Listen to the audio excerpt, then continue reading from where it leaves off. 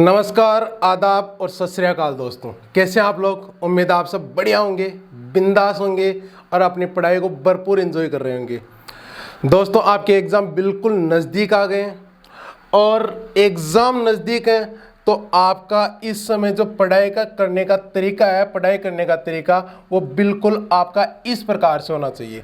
जैसे जैसे टाइम नज़दीक आता जाता है आपका जो स्टडी मटेरियल है, जो नोट्स हैं आपके, वो भी कम होते जाने चाहिए, सिकुड़ते जाने चाहिए। और अभी ये जो टाइम है पढ़ाई का, जो एग्ज़ाम का, वो पीक टाइम है, तो आपका एग्ज़ाम के जो नोट्स हैं, जो स्टडी मटेरियल है, वो भी बिल्कुल कम होना चाहिए। और इसी दृष्टि में और इसी चीज़ को देखते हुए मैं कुछ क्लासेस लेके आ रहा हूँ जो बिल्कुल बेसिक है और आप देखते ही उन पे मतलब कि जो लास्ट टाइम में पढ़ने चाहिए वो नोट्स में लेके आ रहा हूँ, जिसे आप शॉर्ट नोट्स बोल सकते हैं। लास्ट टाइम के जो नोट्स हैं वो हो सकते हैं। तो देखो दोस्तों, कुछ चीज़ें हैं, कुछ क्लासेज हैं, आप उनको एंजॉय कीजिए। देखिए, पहली चीज़ है, अपने एग्ज़ाम देखते हैं तो इनमें ये पहला क्लास है।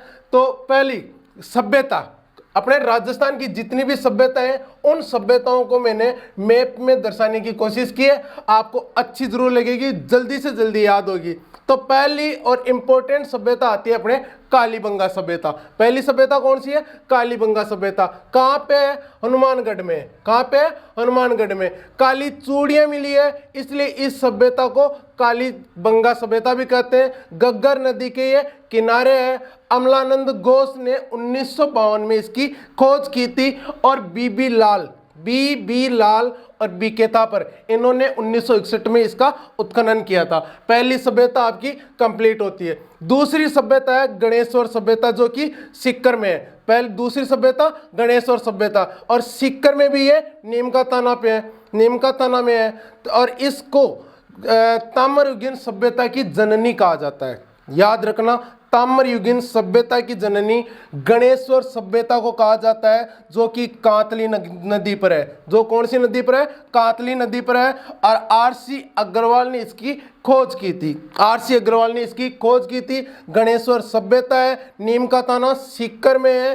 ताम्रयुगीन सभ्यताओं की जननी कहा जाता है, कांतली नदी पर है, और आरसी गंगवाल ने इसकी खोज की थी। अगली सभ्यता आती है अपनी जयपुर वाली बेराट सभ्यता। कौन सी सभ्यता है? बेराट सभ्यता। ये सभ्यता बाणगंगा नदी पर है ना, जिसे अर्जुन की गंगा भी कहा जाता है। इस नदी को कौन सी गंगा कहा जाता है? अर्जुन की गंगा भी कहा जाता है। दयाराम साहनी ने इसकी खोज की थी। यहाँ से बाबरू शिलालेख मिला है ना। ये बाबरू शिलालेख आप सब जानते हो, अशोक का शिलालेख है। किसका शिलालेख है? अशोक का शिलालेख है, बाबरू शिलालेख। और इस सभ्यता को बौद्ध संस्कृति भी कहा जाता है। याद रखना, बौद्ध संस्कृति किस सभ्यता को कहा जाता है? तो बेराट सभ्यता को कहा जाता है। बौद्ध संस्कृति किसको कहा जाता है? बेराट सभ्यता को। और बेराट सभ्यता कहाँ पे है? जयपुर में है। किस नदी पे है? तो बाणगंगा नदी पर है, और बाणगंगा नदी को अर्जुन की गंगा भी कहा जाता है। अगली सभ्यता है अपनी आहड़ सभ्यता। अगली सभ्यता कौन सी है? आहड़ सभ्यता। कहाँ पे है? उदयपुर में। कहाँ पे है? उदयपुर में है। इसको बनास और ये बेड़च, दो नदियां हैं, बनास और बेड़च। इस नदी को आयड़ नदी भी कहते हैं, आप सब जानते हो। इस नदी को आयड़ नदी भी कहते हैं। और बनास और ये आयड़ नदी पर या बेड़च नदी पर ये सभ्यता है। बनास नदी पर है, इसलिए इस सभ्यता को बनास संस्कृति कहा जाता है। बनास नदी पे है, इसलिए इस सभ्यता को बनास संस्कृति भी कहा जाता है। आरसी गंगवाल और एचडी सांकलिया ने इसकी खोज की थी। इसको अन्य नाम कौन कौन से हैं ये देख लो। अन्य नाम है धूलकोट और ताम्रवती नगरी। धूलकोट और ताम्रवती नगरी। ये बालातल सभ्यता, एक सभ्यता और है बालातल सभ्यता। ये सभ्यता भी उदयपुर में है। ये सभ्यता भी उदयपुर में है। तो राजस्थान में हनुमानगढ़ में कालीबंगा सभ्यता है, सीकर में गणेश्वर सभ्यता है, जयपुर में बेराट सभ्यता है, और आहड़ सभ्यता उदयपुर में है, और बालातल सभ्यता उदयपुर में है। बालातल सभ्यता भी उदयपुर में है। तो इसके संबंधित कौन सा क्वेश्चन है? एक क्वेश्चन आप पूछा गया था कि बनास संस्कृति के नाम से भी जाना जाता है। कौन सी संस्कृति है जिसे बनास संस्कृति के नाम से भी जाना जाता है? तो आपको अभी अभी बताया है कि आहड़ सभ्यता को, किस सभ्यता को? आहड़ सभ्यता को बनास संस्कृति के नाम से भी जाना जाता है। बनास संस्कृति को या आहड़ संस्कृति को बनास संस्कृति भी कहा जाता है। अगला देखो अपने, अगली है अपनी स्लाइड, किससे संबंधित है? दुर्ग। राजस्थान के जितने भी इंपॉर्टेंट दुर्ग है वो दुर्ग आपके यहाँ पे आ जाते हैं। देखो देखिए, पहला दुर्ग है हनुमानगढ़ वाला। हनुमानगढ़ के दुर्ग को कहा जाता है बटनेर दुर्ग, है ना, बटनेर दुर्ग। और किसने बनवाया था? भूपत बाटी ने। कब बनवाया था? 1155 ईस्वी में इसका, सॉरी, है ना, 1155 नहीं, दूसरा 2 एसी में बनवाया था, दूसरी शताब्दी में इसका निर्माण करवाया था भूपत बाटी ने। इस दुर्ग पर सर्वाधिक राजस्थान के, यदि राजस्थान के किसी किले पर सर्वाधिक आक्रमण हुए हैं तो बटनेर के दुर्ग पर सर्वाधिक आक्रमण हुए हैं। ये सबसे सुरक्षित किला है, ये सबसे सुरक्षित किला है। तो बटनेर के दुर्ग के बारे में कौन कौन से इंपॉर्टेंट फैक्ट है? ये दुर्ग भूपत बाटी ने निर्माण करवाया था, सर्वाधिक आक्रमण हुए हैं, सबसे सुरक्षित किला है और हनुमानगढ़ में है। अगला है चूरू का किला। अगला है चूरू का किला। निर्माण कुशाल सिंह ने करवाया था। याद रखना, ठाकुर कुशाल सिंह ने करवाया था, कुशाल सिंह चंपावत ने नहीं करवाया था। याद रखना, ये ठाकुर कुशाल सिंह अलग है। यहां से चांदी के गोले दागे गए थे। आपको पता है कि यहाँ पे जब युद्ध हुआ था तो शिवजी सिंह के समय या शिव सिंह के समय युद्ध हुआ था, तो उस समय गोला बारूद खत्म हो गया था इनके पास में, तो चांदी के गोले तक दागे गए थे, है ना। 1814 में युद्ध हुआ था और यहाँ पर राजा थे शिवजी सिंह या शिव सिंह।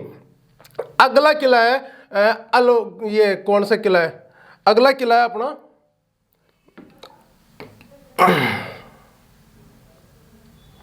अगला किला है भरतपुर का किला। अगला किला है भरतपुर का। निर्माण सूरजमल ने करवाया था। निर्माण किसने करवाया था? सूरजमल ने। इस किले को लोहागढ़ भी कहा जाता है। इस किले को लोहागढ़ भी कहा जाता है। इसे जाटों की मरोड़ भी कहा जाता है। आप सबको पता है कि भरतपुर में जाट राजवंश हुआ करता था और इसलिए इसे जाटों की मरोड़, महाराजा सूरजमल ने इसका निर्माण करवाया था। लोहगढ़ इसका, लोहागढ़ इसका नाम है, लोहागढ़। अच्छा, अगला किला है अपने अजमेर का किला। अजमेर का किला है तारागढ़। अजमेर का किला कौन सा है? तारागढ़। इसे गढ़ बीटली भी कहा जाता है, ऐसे गढ़ बीटली भी कहा जाता है। अजयराज चौहान ने इसका निर्माण करवाया था। पूर्व का जिब्राल्टर कहा जाता है। यहाँ पे मीर शाह की दरगाह है और एक घोड़े की मजार भी है, एक घोड़े की मजार भी है। तो ये आपके अजमेर किले। एक और किला है अजमेर में, अकबर का म्यूजियम। अकबर का किला भी कहते हैं इसको, अकबर का किला, अकबर का किला। इसे अभी म्यूजियम, राजपूताना म्यूजियम भी कहा जाता है। इसे अभी अकबर का किला या राजपूताना म्यूजियम या मेगनीज भी कहा जाता है। मेगनीज, अकबर का किला, या फिर आप बोल दो राजपूताना म्यूजियम, मेगनीज भी कहा जाता है। अगला अपना है चित्तौड़ का किला। चित्तौड़ का किला है ना, चित्रांग मौर्य ने निर्माण करवाया था। गंभीरी और बेड़च नदी के किनारे है। इसे चित्रकोट या खिजराबाद भी कहते हैं। इस किले को चित्रकोट या खिजराबाद भी कहते हैं। इसे राजस्थान का गौरव प्राप्त है, इसलिए इसे राजस्थान का गौरव भी कहा जाता है। किलों का सिरमौर कहा जाता है। व्हेल मछली के आकार का है और ये बिगेस्ट लिविंग पोर्ट है। बिगेस्ट मतलब कि सबसे बड़ा आवासीय किला है। ये कौन सा है? सबसे बड़ा आवासीय किला है ना। तो सबसे बड़ा आवासीय किला चित्तौड़ का किला है। अगला है अपना बीकानेर का दुर्ग। बीकानेर के दुर्ग का निर्माण करवाया था महाराजा राय सिंह ने, है ना। और इसके वास्तुकार थे करमचंद। या आपको क्वेश्चन इस तरीके से भी पूछ सकता है कि जूनागढ़ के दुर्ग का निर्माण किसकी देखरेख में निर्मित करवाया गया था? जूनागढ़ का निर्माण किसकी देखरेख में करवाया गया था? तो करमचंद की देखरेख में करवाया गया था। इसे जूनागढ़ भी कहते हैं, जमीन का जेवर भी कहते हैं। जयमल और फत्ता की इसके आगे मूर्तियां लगी हुई है, जो इसके आगे मूर्तियां हैं वो जयमल और फत्ता की लगी हुई है। एकमात्र किला है जिसके अंदर लिफ्ट लगी हुई है, और ये महाराजा गंगा सिंह जी, महाराजा गंगा सिंह जी हुए थे, बीकानेर के राजा। महाराजा गंगा सिंह जी के समय की ये लिफ्ट है, महाराजा गंगा सिंह जी के समय की ये लिफ्ट है। अगला किला है जैसलमेर का किला। अगला किला है जैसलमेर का किला। निर्माण राव जैसल ने 1155 में करवाया था। 1155 में राव जैसल ने इसका निर्माण करवाया था, है ना। और ये इसे इसके अन्य नाम कौन कौन से हैं? सोनारगढ़, सोनगढ़ और जैसाना। सोनारगढ़, सोनगढ़ या जैसाना इसके अन्य नाम है। इसे उत्तरबड़ किवाड़ भी कहते हैं। इस किले को उत्तरबड़ किवाड़ भी कहते हैं। इस किले में 99 बुर्जे हैं। इस किले में 99 बुर्जे हैं। दूसरी बात, इस किले की एक खास विशेषता यह है कि इसमें चूने सीमेंट का कोई प्रयोग नहीं किया गया है। चूने या सीमेंट का कोई प्रयोग नहीं किया गया है। और इसे जो ये परकोटा जो किला है, इसके चारों ओर जो परकोटा बनाया गया है, इस परकोटे को कमरकोट कहा जाता है। इस परकोटे को क्या कहा जाता है? कमरकोट भी कहा जाता है। ये गागरी नुमा है। किस आकार में? गागरी नुमा परकोटा है। गागरी नुमा परकोटा है। अगला है अपना जोधपुर का मेहरानगढ़। जोधपुर का मेहरानगढ़ राव जोधा ने 1459 में इसका निर्माण करवाया था। और इसको चिड़िया टोंक पहाड़ी पर यह निर्मित है। जो ये जोधपुर का किला है, जो जिस पहाड़ी पे ये निर्मित है, उस पहाड़ी का नाम है चिड़िया टोंक। इस पहाड़ी का क्या नाम है? चिड़िया टोंक पहाड़ी पर यह बना हुआ है। इसकी आकृति मयूर के आकार की है ना। मयूर के आकार की आकृति है, इसलिए इसको मयूर ध्वज गढ़ भी कहा जाता है, और इसे गढ़ चिंतामणि भी कहा जाता है। मयूर ध्वज गढ़ भी कहा जाता है और इसे गढ़ चिंतामणि भी कहा जाता है। इसमें फतेह महल बना हुआ है। एक तो है फतेह महल, एक है बूरे खां की मजार, है ना, बूरे खां की मजार, और एक है नागणेची माता का मंदिर, नागणेची माता का मंदिर, और एक और है चामुंडा माता का मंदिर। ध्यान रखना, चामुंडा माता का मंदिर है, चामुंडा माता का मंदिर है, जिसमें एक बार ये दुर्घटना भी घट गई थी। भीड़ में भगदड़ की वजह से यहाँ पे कुछ मौतें हो गई थी, एक्सीडेंट हो गया था, जिसके लिए जय जसराज जांच समिति का निर्माण गठित की गई थी। एक समिति गठित की गई थी, जिसे जय जसराज की अध्यक्षता में गठित किया गया था। अगला है अपना बाड़मेर का, है ना। अगला अपना बाड़मेर का, ये सॉरी जालौर का। अगला अपना जालौर, ये बाड़मेर में सिवाना का किला। अगला कौन सा है? सिवाना का किला। वीर नारायण पवार ने इसका निर्माण करवाया था।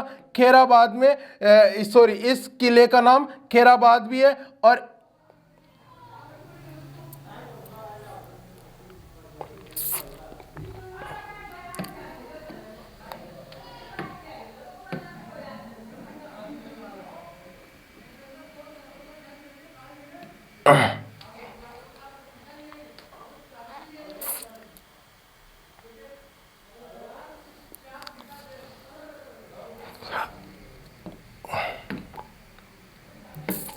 अगला किला है अपना सिवाना का किला। सिवाना जो कि कहाँ पे पड़ता है? बाड़मेर में। अगला किला है सिवाना का किला, जो कि बाड़मेर में पड़ता है। निर्माण इसका वीर नारायण पवार ने करवाया था। निर्माण किसने करवाया था? वीर नारायण पवार ने करवाया था।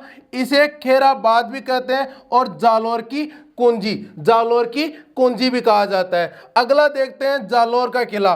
नागभट्ट प्रतिहार ने इसका निर्माण करवाया था। सोनगढ़ या जलालाबाद इसका अन्य नाम है। और इस किले में मलिक शाह की दरगाह निर्मित है। इस किले में मलिक शाह की दरगाह है। अगला है अपना इंपॉर्टेंट, ये सभी जो किले थे ये आपके कंप्लीट हो जाते हैं।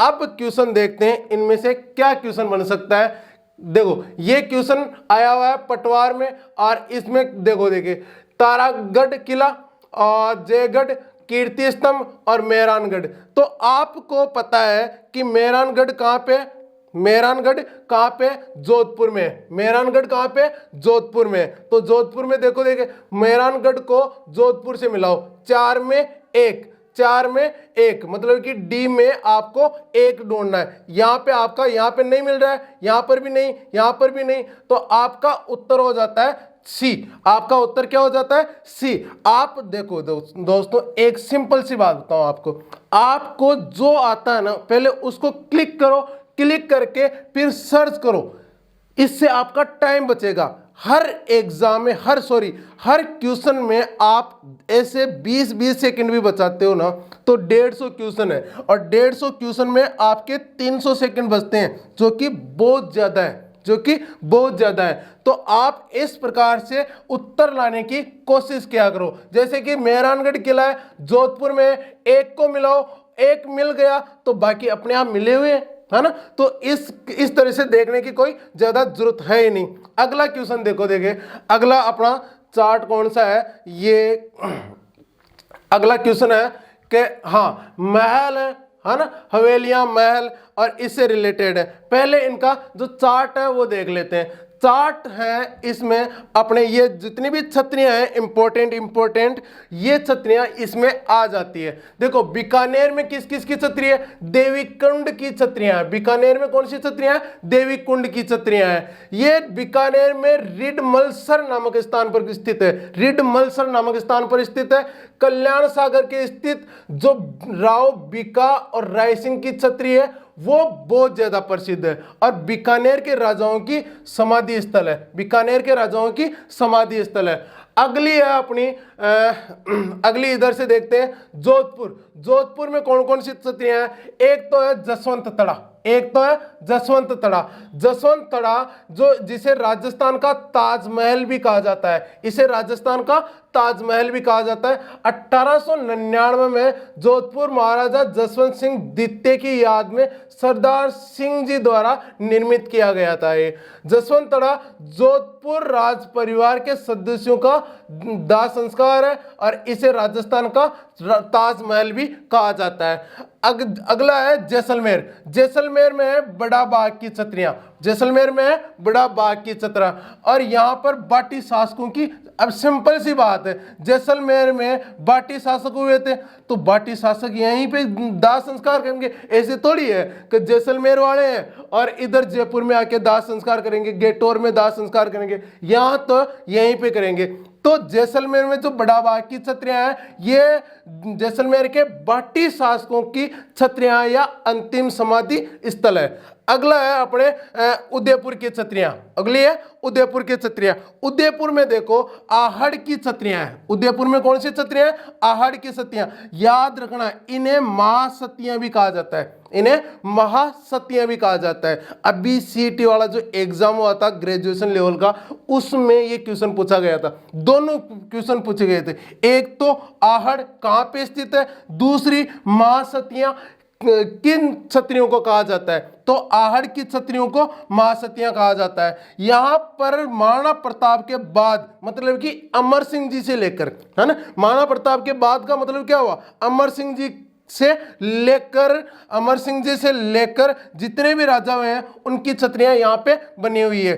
तो पहली छतरी किसकी होगी, अमर सिंह की होगी, सिंपल सी बात है। तो पहली छतरी अमर सिंह की छतरी है। याद रखना, आहड़ की छतरियां उदयपुर में है और इन्हें महासतियां भी कहा जाता है। क्वेश्चन पूछा हुआ, अभी हाल फिलहाल में क्वेश्चन पूछा गया था। अगली है भीलवाड़ा की छतरियां देखते हैं। भीलवाड़ा में मांडलगढ़ की जो भीलवाड़ा में स्थित है वो 32 खंभों की छतरी है, जिसका संबंध जगन्नाथ कछवा की याद में, जिसका संबंध किससे है, जगन्नाथ कछवा से है। भीलवाड़ा में मांडलगढ़ छतरियां हैं और जगन्नाथ कछवा की से संबंधित एक छतरी है, जिसे जो 32 खंभों की छतरी है, जो कि 32 खंभों की छतरी है। और देखो नागौर की छतरियां देख लेते हैं। नागौर में अपने 16 खंभों की छतरी है ना। 16 खंभों की छतरी कहां पे? नागौर में। 16 खंभों की छतरी कहां पे? नागौर में। अगली देखते हैं सवाई माधोपुर। यहां पे जगह नहीं थी तो मैंने यहां पे सेट कर दी इसको। सवाई माधोपुर, सवाई माधोपुर में जो 32 खंभों की छतरी है उसे न्याय की छतरी भी कहते हैं। आपसे क्वेश्चन सीधा सीधा पूछ लेगा, न्याय की छतरी किसे कहते हैं? जो सवाई माधोपुर में 32 खंभों की छतरी है उसे न्याय की छतरी कहते हैं। यहाँ पे एक राजा हुए थे जेतर सिंह, है ना। जेतर सिंह की याद में इन्होंने 32 साल तक शासन किया था। इसलिए जो 32 साल तक शासन किया था तो जेतर सिंह के 32 साल के शासन कार्यकाल के याद में 32 खंभों की छतरी बनाई गई थी यहाँ पे। अगली है अपनी जयपुर की छतरियां। जयपुर की छतरियां को गेटोर की छतरियां कहते हैं। नाहरगढ़ जयपुर में ये स्थित है। ये छतरियां पंचायतन शैली में बनाई गई है। एक बात ध्यान रखना, ये छतरियां पंचायतन शैली में बनाई गई है। जयसिंह द्वितीय से लेकर मान सिंह तक की इनमें छतरियां। एक चीज और ध्यान रखना, ये जो गेटोर की छतरियां यहां पर ईश्वरी सिंह की छतरी नहीं है। किसकी छतरी नहीं है? ईश्वरी सिंह की छतरी नहीं है। ईश्वरी सिंह की छतरी है इसरलाट पे। ईश्वरी सिंह की छतरी कहां पे? इसरलाट पे। इसरलाट पे ईश्वर सिंह की छतरी है। क्यों है यहाँ पे? यहां से तो कूद के मरा था ईश्वरी सिंह, इसलिए इसकी छतरी यहीं पे बना दी। ठीक है। अगली है अलवर की छतरियां। अलवर की छतरी में 80 खंभों की छतरी। अलवर की छतरियों में कौन सी है? 80 खंभों की छतरी। अलवर की छतरियां, अलवर की छतरियों में 80 खंभों की छतरी। कहां पे? अलवर में है। यहां पर मुसी रानी की छतरी भी है। मुसी रानी की छतरी भी है। कहां पे? मुसी रानी की छतरी अलवर में है। ठीक है। इसका निर्माण बख्तर सिंह और विनय सिंह के कार्यकाल में इसका निर्माण हुआ था। या ऐसे सिंपल सी बात है, बख्तावर सिंह ने या विनय सिंह ने इसका निर्माण करवाया था। ठीक है। रामायण और महाभारत के चित्र उल्लेखित है, इन पे चित्र किए गए हैं। जो मुसी रानी की छतरी है इस पर रामायण और महाभारत के चित्र चित्रित किए गए हैं। अगली है करौली की छतरियां। करौली में एक ही छतरी याद रखनी है आपको, गोपाल सिंह यादव की छतरी। देखो यादव राजवंश करौली में हुआ था, तो यादव जहां पर भी आप पाल देखो ना, पाल पाल पाल, वो सबके सब लगभग सबके सब करौली में है। आपको याद नहीं आए कोई पाल है जिसके गांव नाम के आगे पाल है और आपको याद नहीं आ रहा है श्योरली, तो आप लगभग करौली करके आ जाना, आपका उत्तर लगभग सही होगा। अगली है बूंदी की, जो कि 80 खंभों की छतरी है ना। 80 खंभों की छतरी कहां पे? बूंदी में। 80 खंभों की छतरी कहां पे? बूंदी में। बूंदी में एक छतरी और है, केसरबाग की छतरी। बूंदी में एक छतरी और है, केसरबाग की छतरी। देवपुरा बूंदी में ये 3 मंजिला इमारत है। मतलब कि ये जो 84 खंभों की छतरी है ये 3 मंजिल की है। 3 मंजिल है, ये 3 मंजिला कार छतरी है। भगवान शिव को समर्पित है ना। भगवान शिव को ये छतरी समर्पित है, ध्यान रखना। अगली है कोटा की। कोटा में सारबाग की छतरियां। कोटा में सारबाग की छतरियां। और एक कोटा में एक छतरी और है, छत्र विलास की छतरी। छत्र विलास की छात्र, ये छात्र गलत लिख दिया गया है, यहाँ पे छत्र कर लेना। छत्र विलास की छतरी। हाड़ा शासकों की छतरियां, ये सारबाग की छतरियां हैं जो हाड़ा शासकों की छतरियां हैं। और देखते हैं और कौन सी बच गई। लगभग हो गई आपकी ये छतरियां। तो इस प्रकार से अब अपना क्वेश्चन देखो। क्वेश्चन क्या कह रहा है कि क्वेश्चन को आप क्वेश्चन देखो हाँ, क्वेश्चन क्या कह रहा है कि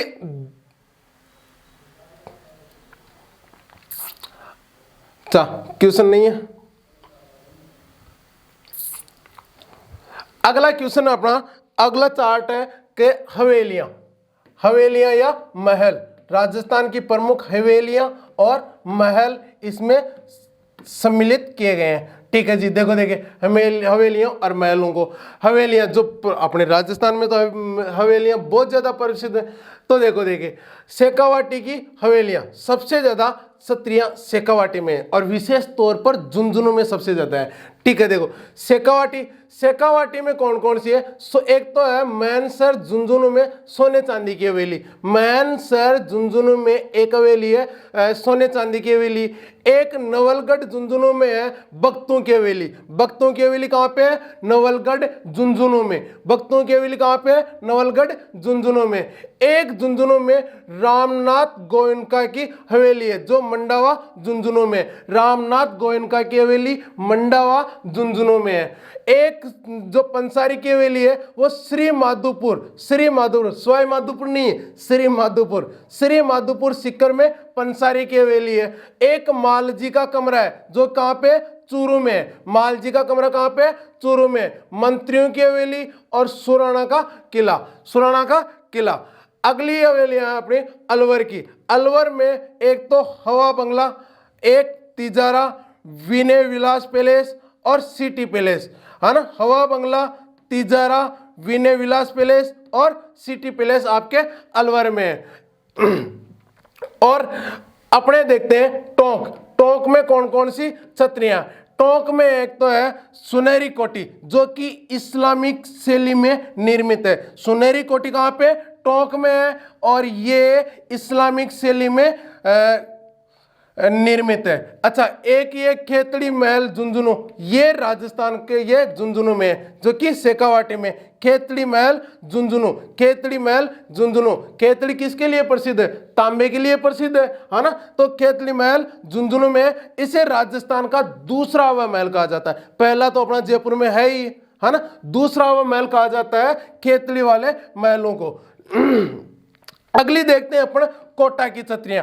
कोटा में कौन कौन सी छत्रियां हैं? कोटा में बहुत सारी है। गुलाब महल है ना। अबिली मेनका महल है, अबेड़ा महल है, हवा महल है राम सिंह द्वितीय ने जिसका निर्माण करवाया था। जग मंदिर है जिसका निर्माण दुर्जरसाल ने अपनी रानी ब्रिज कंवर के लिए बनवाया था। एक नवलगढ़ है जो सर्वाधिक हवेलियां हैं, है ना। हवेलियों का नगर भी कहते हैं इसको। शेखावाटी की स्वर्ण नगरी भी कहते हैं इसको।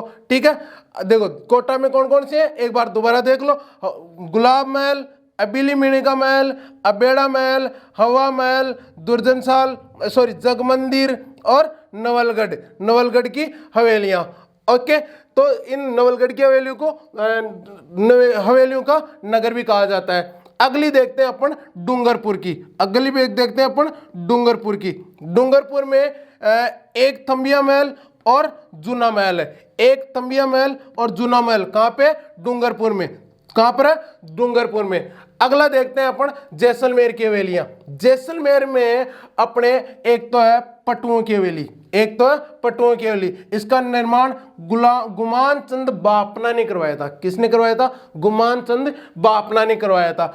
एक हवेली है सालिम सिंह की हवेली, एक हवेली है नतमल की हवेली, है ना। एक हवेली है नतमल की हवेली। इसका वास्तुकार दो आदमी हुए थे, एक तो हाथी और एक लालू, ऐसे याद रखना, है ना। हाथी और लालू, अपने लालू प्रसाद यादव जी हैं, उनके नाम से ये याद रखना। ये एक बात और याद रखना, ये 9 मंजिला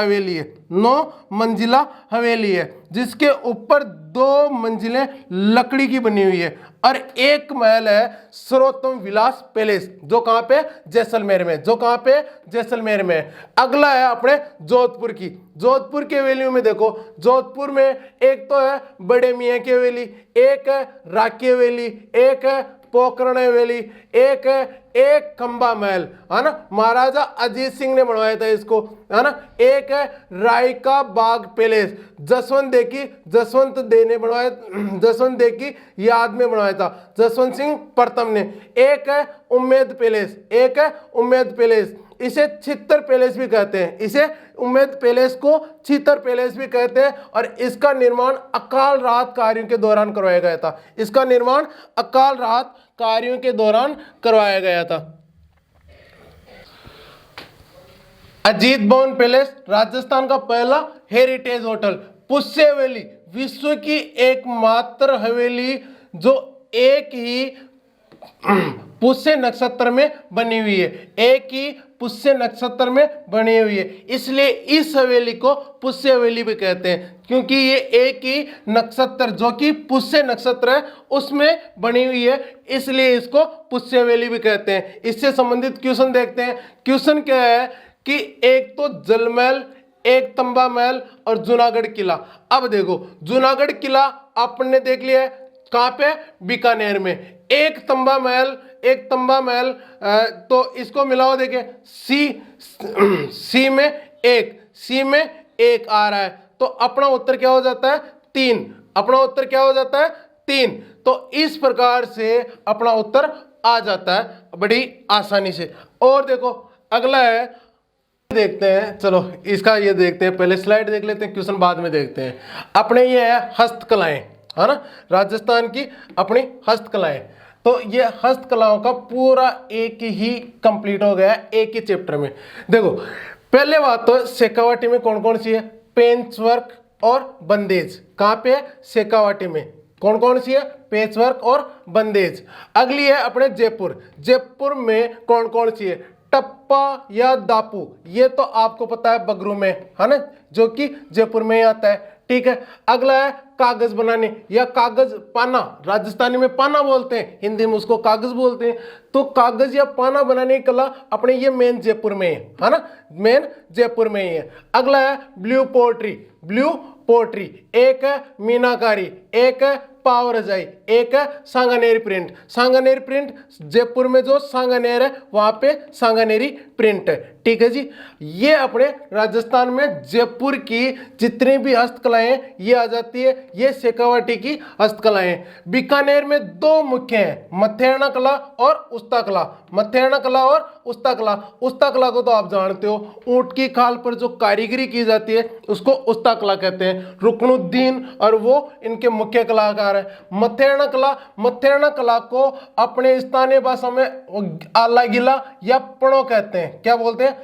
राजस्थानी भाषा में या स्थानीय भाषा में आला गिला या पणोक बोलते हैं। एक शब्द और है पणो। पणो इसको शेखावाटी भाषा में बोला जाता है। पणो कहां पे बोला जाता है? शेखावाटी भाषा में बोला जाता है। इसको फ्रेंच को भी बोला जाता है और अराइस भी बोला जाता है। फ्रेंच को या अराइस, इसका भी ये 2 नाम भी याद रखना। फ्रांस को या अराइस भी इसको बोला जाता है। अराइस फ्रेंच को या अराइस। होता क्या है ये मथेरना कला? मथेरना कला सिंपल सी है, प्लस्तर, जो गीला प्लस्तर होता है उस पर चित्रित करना, है ना, उस पर पेंटिंग करना मथेरना कला है। ठीक है। अगला है दर्पण का कार्य जैसलमेर में किया जाता है। दर्पण का कार्य कहां पे किया जाता है? जैसलमेर में। नागौर में जो कृषि के औजार है वो बनाए जाते हैं। हाथी दांत की चूड़ियां जोधपुर में बनाई जाती है। याद रखना, हाथी दांत की चूड़ियां जोधपुर में बनाई जाती है। बाड़मेर में 2 प्रिंट हैं, एक अजरक प्रिंट और एक मलिर प्रिंट। अजरक प्रिंट तो अभी पूछा था, जो सीटी का एग्जाम हुआ था अभी, इसमें अजरक प्रिंट पूछा था। तो अजरक प्रिंट और मलिर प्रिंट कहां पे? बाड़मेर में। जरूर याद रखना, ये अजरक और मलिर प्रिंट बाड़मेर में याद रखना है। आगे है अपने राजसमंद। राजसमंद की कौन कौन सी है? नाथद्वारा में पिछवाई चित्रण किया जाता। आपको कूट कूट के समझाया हुआ है, ये तो लोगों ने मतलब बचपन से सुनते आ रहे हो। पिछवाई चित्रण के लेके अधिक चित्रण किए जाते हैं। ब्रिज सेक्टर का प्रभाव अधिक दिखाई देता है, कृष्ण भगवान के चित्र अधिक दिखाई देते हैं। तो ये पिछवाई चित्रण नाथद्वारा राजसमंद में। तार कसी के जेवर, मिट्टी, मृण और टेराकोटा, है ना, जिसे टेराकोटा भी बोलते हैं, ये इसका मुख्य केंद्र है मोलेला राजसमंद जो कि नाथद्वारा में है। ठीक है जी। अगले हैं अपने प्रतापगढ़ में थेवा कला। प्रतापगढ़ में क्या, कौन सी कला है? थेवा कला। याद रखना, प्रतापगढ़ में अपने थेवा कला है। प्रतापगढ़ में थेवा कला। और देखो अपने ये है अपने रमकड़ा उद्योग। रमकड़ा उद्योग गलियाकोट डूंगरपुर में। गलियाकोट डूंगरपुर में रमकड़ा उद्योग है। अगले अपने कोटा। कोटा में कौन कौन सी हस्तकलाएं? मसूरिया, है ना, जो कोटा केतुन है ना, कोटा डोरिया जिसे मसूरिया भी बोलते हैं, कोटा डोरिया केतुन कोटा में। और एक है ब्लैक पोट्री, है ना, ब्लैक पोट्री। ध्यान रखना, एक तो है ब्लू पोट्री, ब्लू पोट्री तो है सांगानेर जयपुर में, है ना। ब्लू पोट्री कहाँ पे, जयपुर में, और ब्लैक पोट्री कहाँ पे, कोटा में। दोनों में अंतर है, black pottery Jaipur, black pottery Sanganer, ये ब्लैक पोट्री कोटा के अंदर है। अपने जो ये अपने अगला देखते हैं पाली। पाली की आप सब जानते हो, सोजत पाली की मेहंदी बहुत प्रसिद्ध है, और यहाँ पे जो मेहंदी बनाई जाती है वो भी काफी प्रसिद्ध हो चुकी है ना। दूसरे हैं जालोर में खेल से, है ना, खेल से के लेटा, जिसे ओढ़ने बोलते हैं, आम भाषा में आप ओढ़ने बोल सकते हो। ये जालोर के प्रसिद्ध है। कहाँ के प्रसिद्ध है, जालोर के प्रसिद्ध है ना। और अपने ये है भीलवाड़ा। भीलवाड़ा है फड़ और नांदने, फड़ और नांदने भीलवाड़ा के प्रसिद्ध है। फड़ और नांदने भीलवाड़ा के प्रसिद्ध है। अपने हो गए लगभग ये आपका कंप्लीट हो जाता है। और कोई है तो देख लो, मुझे नहीं लग रहा है भाई कोई बचा है। ठीक है, अब इसका संबंधित क्वेश्चन देखते हैं। क्वेश्चन देखो, थेवा कला, है ना। थेवा कला कहाँ पे, बाड़मेर में, अभी देखा था अपने, है ना। थेवा कला प्रतापगढ़ में, थेवा कला कहाँ पे, प्रतापगढ़ में, है ना, अभी देखा था। तो थेवा कला को जोड़ो, देखे थेवा कला आपके प्रतापगढ़ में। ठीक है, एक में चार, एक में चार, इसमें नहीं है, एक में चार है, इसमें दो है, इसमें तीन है, दो ऑप्शन कट गए। ठीक है, अब इसको दोनों को देखो, देखे टेराकोटा। टेराकोटा कहाँ पे था, टेराकोटा देखो, या एक और मिला लो, टेराकोटा को मिला लो, किसी को एक को मिला लो, मथेना कला या black pottery, sorry blue pottery है। ब्लू पोट्री आपकी जयपुर में मिलाई थी अभी अपने, है ना। और ये मथेना कला बीकानेर में है ना। और ये टेराकोटा मलेला इसमें राजसमंद में है, नाथद्वारा में। तो एक में चार, है ना, एक में चार, और चार में एक, चार में एक, इन दोनों में एक है। और देख लो दूसरा टेराकोटा, टेराकोटा तीन, टेराकोटा तीन, दो में तीन, तो अपना उत्तर क्या आ जाता है, तीन। अपना उत्तर क्या आ जाता है, सी अपना उत्तर आ जाता है, जो कि करेक्ट आंसर है। इस प्रकार से आप अपने उत्तर आसानी से इनमें देख लेना, है ना। बेसिक चीजें हैं, और इनसे ज्यादा क्वेश्चन बढ़ते हैं। अब देखते हैं राजस्थान की बोलियां। राजस्थान की बोलियां, कौन सी भाषा कहां पर बोली जाती है। देखो, जो आप सब जानते हो, यहाँ पे पंजाब, है ना, यहाँ पर पंजाबी, ये पंजाब से सटता हुआ एरिया है, ये पंजाब से टचिंग एरिया है। तो यहाँ पर पंजाबी भाषा का अधिक प्रभाव दिखाई देता है। इससे थोड़ा नीचे आते हैं तो इस एरिया में थली भाषा का, इस एरिया में थली भाषा, और साथ में ये एरिया भी थली भाषा से प्रभावित है। इस क्षेत्र में थली भाषा बोली जाती है। इसमें टटकी और मारवाड़ी, है ना, पास में ही जोधपुर पड़ता है, टटकी और मारवाड़ी, इसमें थली और मारवाड़ी, थली और मारवाड़ी। ये कौन सा क्षेत्र है, नागौर का क्षेत्र है। ये कौन सा क्षेत्र है, नागौर का क्षेत्र है। मैं आपको जिले लिखवा देता हूँ, देखा है ना, आपको और अच्छे से समझ में आ जाएगा कि कौन सा जिले में कौन सी भाषा है ना। वैसे आप सब जानते हैं, समझदार हैं, आप सबको पता है, लेकिन फिर भी एक बार मैं बता ही देता हूँ। देखो देखिए, थोड़ा स्केल छोटा ले लूँ, रहने दो, बढ़ने दो। ठीक है, देखो थली, ये कौन सा जिला है, गंगानगर। कौन सा जिला है, गंगानगर। तो थली गंगानगर में। ये तीनों मारवाड़ी, टटकी और थली, ये कौन से जिले में, बीकानेर में। कौन से जिले में, बीकानेर। बीकानेर में कौन कौन सी भाषाएं हैं, थली, टटकी और मारवाड़ी। जैसलमेर में टटकी और मारवाड़ी, जैसलमेर में टटकी और मारवाड़ी, जैसलमेर में टटकी और मारवाड़ी। ये जोधपुर का एरिया है, ये जोधपुर का एरिया है, जोधपुर में टटकी और मारवाड़ी। फिर ये नागौर का एरिया है, नागौर में टटकी और फिर मारवाड़ी, नागौर में टटकी और मारवाड़ी। ये बाड़मेर का एरिया है, बाड़मेर में सिर्फ टाटी, टाटी बोली जाती है। कहाँ पे, बाड़मेर में, है ना। इसमें ये सिरोही का एरिया है, सिरोही में गोडवाड़ी, सिरोही में गोडवाड़ी, सिरोही में गोडवाड़ी लैंग्वेज बोली जाती है। यहाँ पे जालोर, जालोर में देवड़ावाटी, यहाँ पे ये आपके आ जाता है पाली, पाली में मारवाड़ी। ये उदयपुर में एक तो दावड़ी बोली जाती है, है ना। मारवाड़, ये जो उदयपुर वाला इलाका है, देखो मेवाड़ का इलाका है तो मेवाड़ी तो बोली ही जाएगी, है ना। और एक दावड़ी बोली भी बोली जाती है इसे। इधर वागड़ी बोली, यहाँ पे बागड़ी, निमाड़ी, निमाड़ी, है ना, निमाड़ी और बागड़ी, ये राजस्थान का दक्षिणी एरिया है, डूंगरपुर बांसवाड़ा वाला इलाका है, यहाँ पे बागड़ी और निमाड़ी। इधर देखो इस ये मालवा से रिलेटेड, मालवा का संबंधित क्षेत्र है तो यहाँ पे मालवी, है ना, यहाँ पे मालवी।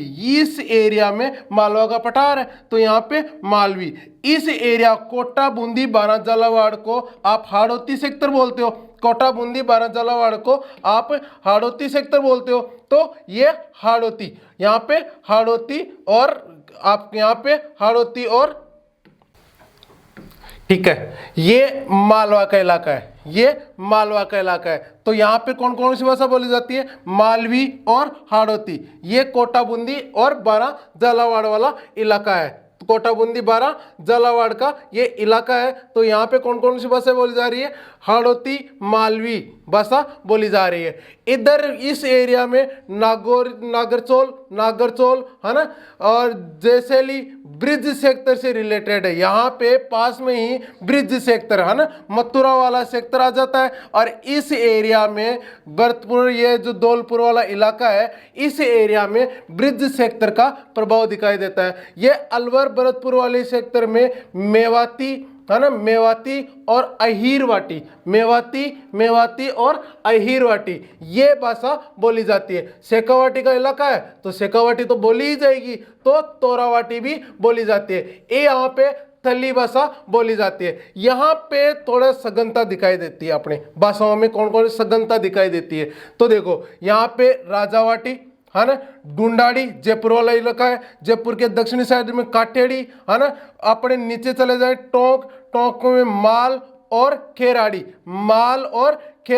यहाँ पे अजमेर की साइड में ढूंढाड़ी, है ना, और यहाँ पे किशनगढ़ वाले इलाके में किशनगढ़ी, और फिर भीलवाड़े चले जाओ आप, भीलवाड़ा में खेराड़ी भाषा बोली जाएगी। तो खेराड़ी, किशनगढ़ी, ढूंढाड़ी, माल, खेराड़ी, काटेड़ी, ढूंढाड़ी, राजावाटी, और ये भाषाएं बोली जा रही है। इधर वाली भाषाएं अपनी हो ही गई थी। अब एक बार अपने क्वेश्चन देख ले। तो क्वेश्चन क्या है कि बागड़ी, है ना, भाषा कहाँ पे बोली जाती है? वागड़ी भाषा कहाँ पे बोली जाती है? वागड़ी, जगरोती, दावड़ी और गोडवाड़ी। तो अपना क्वेश्चन देखो, देखिए एक बार क्वेश्चन में अपने जो चार्ट है उस चार्ट में देखो कि चार्ट में वागड़ी कहाँ पे बोली जा रही है, जगरोती, दावड़ी और गोडवाड़ी कहाँ पे बोली जा रही है। तो देखो, देखिए गोडवाड़ी कहाँ पे है? गोडवाड़ी सिरोही वाले इलाके में है, तो गोडवाड़ी पे सिरोही,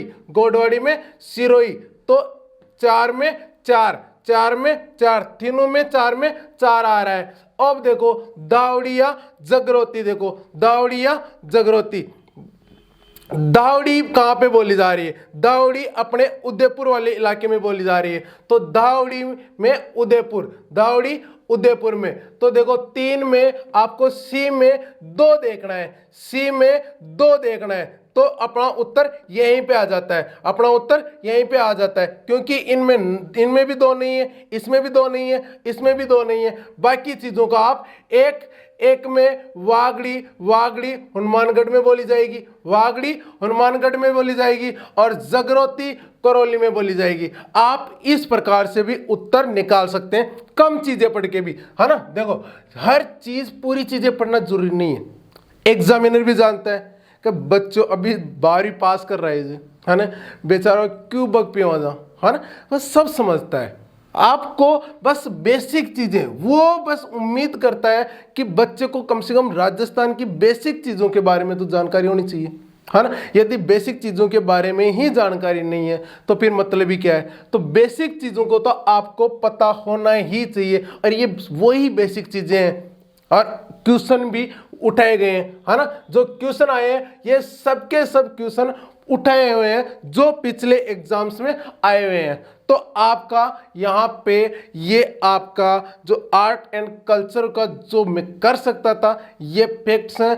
देखो हिस्ट्री आप अब उठाना ही मत, हिस्ट्री उठाने का कोई औचित्य नहीं है। 2-3 क्वेश्चन आते हैं, है ना, आएंगे तो ऐसे क्वेश्चन है जो आएंगे तो सबको आएंगे, नहीं आएंगे तो किसी के बाप को भी नहीं आएंगे।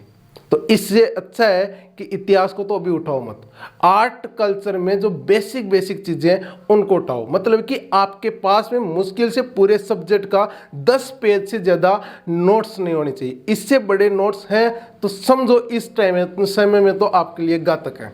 10 पेज के नोट्स हो और वो आप अच्छे से तैयार करते हो। ठीक है, थैंक यू सो मच। आप इसको उम्मीद है आपको ये वीडियो बहुत पसंद आया होगा, है ना। पसंद आया हो तो लाइक शेयर एंड सब्सक्राइब कर देना, अच्छा लगा हो तो। ठीक है, thank you so much, thank you.